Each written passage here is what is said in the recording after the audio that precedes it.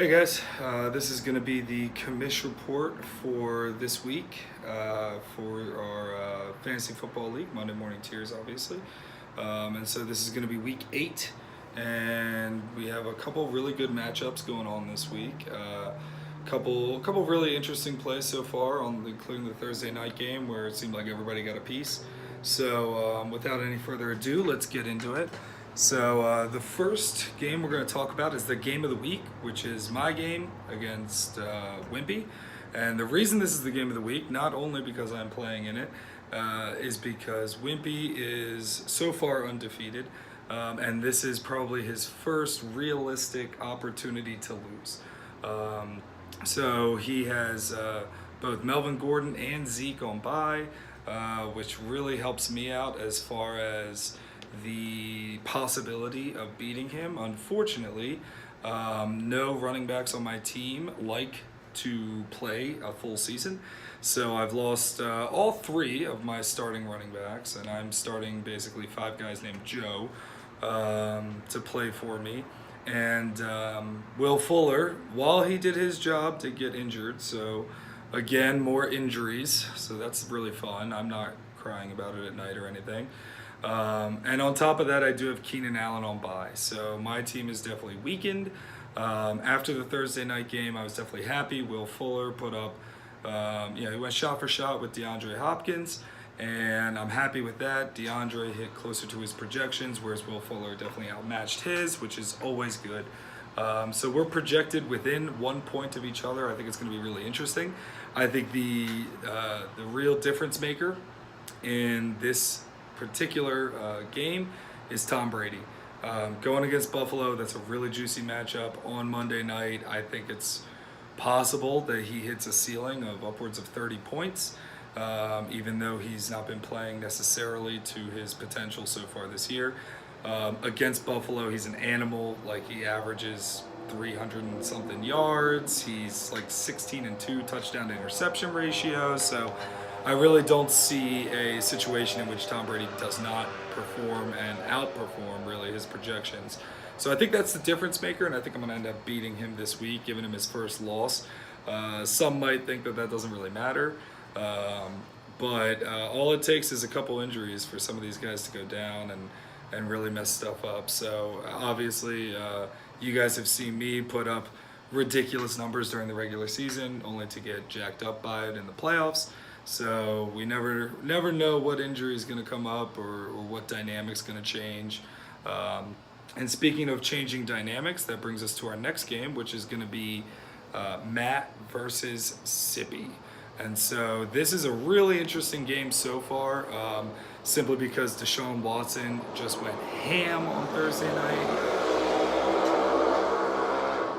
Asshole on a dirt bike. And so Deshaun Watson just went ham Thursday night, put up a whopping 31 points, far outdid his projections.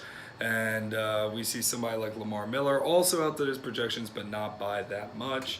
And so what I think the difference maker in this game is going to be the 2 Browns, Antonio and John. John Brown's coming off a really great week, and they're playing Carolina, which I think he's going to do well against. And Antonio Brown coming off a bye, fresh legs. He's always a must start, obviously, but I think that he's going to be a big deal in this matchup, maybe even a bigger deal than some people think. So I also think that Zach Ertz is a fantastic player for Sippy right now. And the reason I know that is because I have to play Nelson Aguilar, who is like third fiddle to these guys at best. But Zach Ertz is a clear number 1 target on that team. He's doing really well. And I never thought I'd see the day that David Njoku would actually get a start. But good on him. Cleveland actually has some startable players. Let it be heard. So I think Sippy's going to end up winning that game. He's projected to win by a bunch. I think right now he's up by like 10 points on projections, so at least, or no, closer to like 17, 18 points. So I think Sippy's able to, his players are consistent enough that he'll win that one. End up moving to 500, and I think Matt will end up dropping to 5-3, which isn't terribly detrimental to him looking at the rest of the league. So the next one we're going to go to is our toilet bowl this week, which is Kevin versus Jeff, which combined between them, they've gotten 1 win this year, which is pretty terrible. But Kevin's team is actually fairly underrated. What some people might not have noticed is Kevin's actually had more points scored against him so far in this league than anybody in the league but Josh. And so that kind of it speaks to the schedule when it comes to fantasy football, because you can have a great team. And if you get kind of messed up on the schedule, you start playing against guys who are, scoring top numbers or, number 2 for the week, and they start putting up all these massive numbers, you're going to end up with a pretty shitty record. And I think that's kind of what happened to Sip over a couple years there, where he was, racing into the playoffs and doing well, even though he started out like 0-5. And I think it has to do more with the matchup than anything else. And so I think Kevin's team is actually pretty underrated. I think if he gets some breaks in the schedule and gets some players that underperform against him, instead of everybody just outmatching him on just sheer points, I think Kevin could make a run for the playoffs even. So I think he's definitely going to beat Jeff here. Jeff's highest projections for the week have him at just over 100, and especially in half PPR, that's just not enough to get the job done. So Jeff is going to need a lot of big scores to come out and really swing their dick around in order for him to get the W. And I think he has some players that can do that, but realistically, I just don't see it happening this week. So maybe it happens, another week that he gets his first win, but I don't see it happening this week. Neither team is particularly beat up by buys.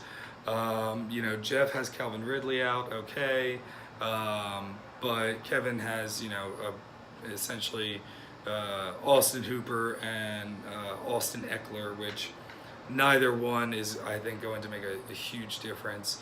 Obviously, Kevin's also been hit by having a bunch of players out: Royce Freeman, Le'Veon Bell.